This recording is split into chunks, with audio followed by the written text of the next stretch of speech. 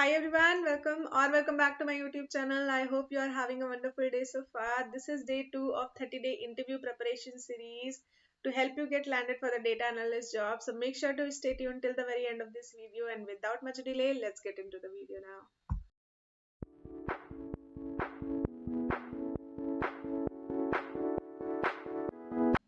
So to start with, for the today's session, we will be covering the basic concepts of Power BI. So there can be any of these questions that are most commonly asked in interview rounds for the Power BI discussion. So the first and foremost question that can be asked is, what is Power BI and how does it fit into the modern BI landscape? What does it means is that there are so many BI tools or visualization tools now in the market. Why do you think that Power BI can fit into the modern BI landscape? That is the major question that they are asking. So Power BI, you can answer it in this specific way, that Power BI is a cloud-based platform which is which is a suite of business analytics tool which can be used to analyze the data and share the insights with the stakeholder and the management. It serves as a leading self-service BI platform that allows analysts to quickly connect, transform, modern, and then visualize the data. So that's how you can answer this specific question. Then the next question could be, explain the key concepts of Power BI service offerings. Like, what are the services that Power BI provides us? What are their offerings? So the key components of Power BI are Power BI Desktop, Power BI Service, and the Power BI Gateway. Now give a one-liner for each one of them. Let's say, why Power BI Desktop? Power BI, the major use case of Power BI Desktop is for report development. Similarly, for Power BI service, the major use case of Power BI service is sharing of the reports with the other people or with the stakeholder or the management. So that is something that you can share. For the Power BI gateway, that basically acts as an interface when we are connecting the data from on-prem to cloud services. So that is something that you can mention for the Power BI gateway.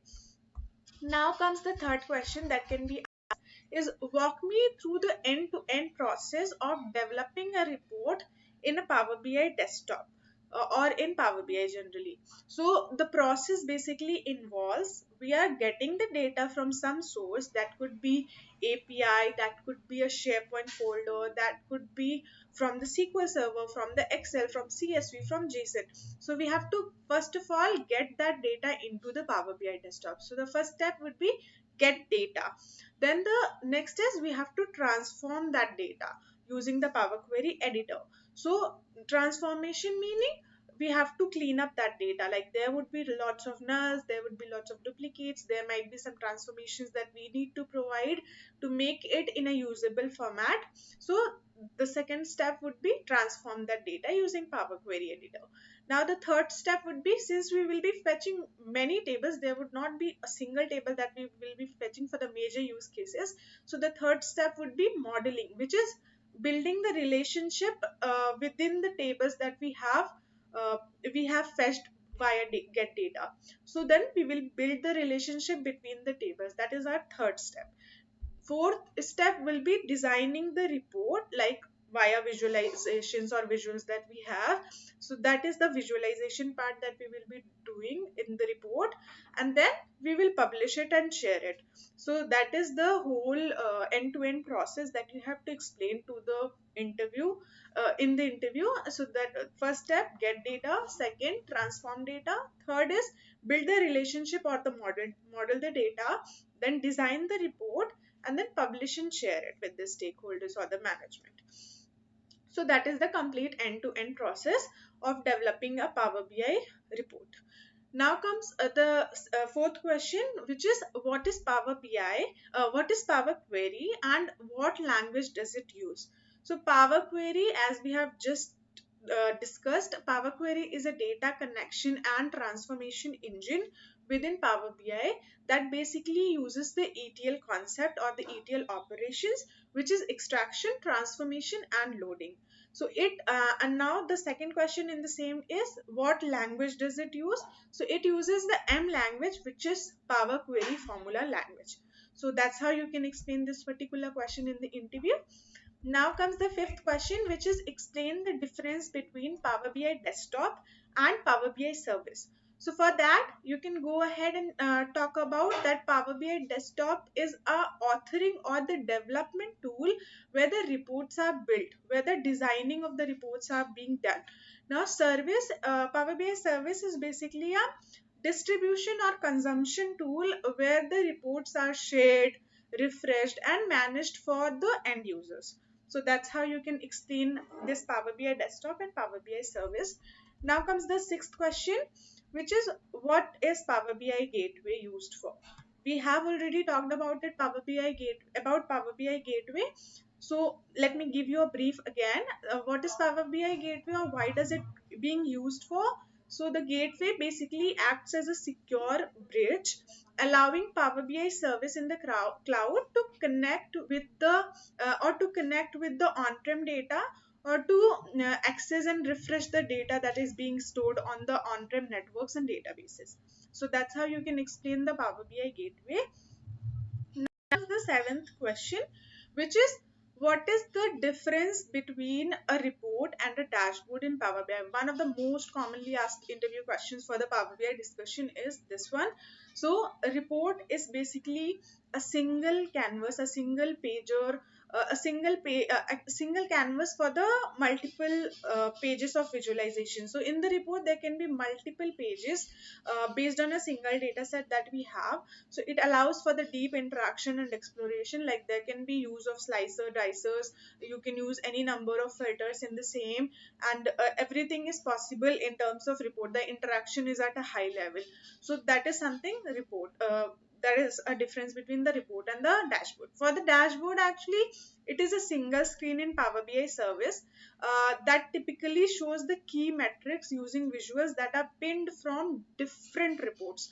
Make sure to notice this point, that the dashboard is basically being collecting the visuals from different reports and that are being pinned into the dashboard, and dashboard is at the service level while report is at the desktop level.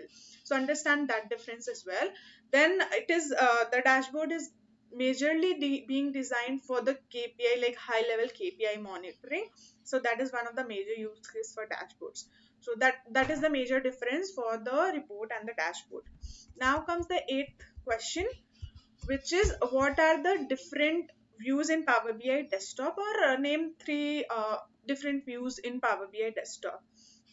So that there are three different views in Power BI, which is report view, data view and model view.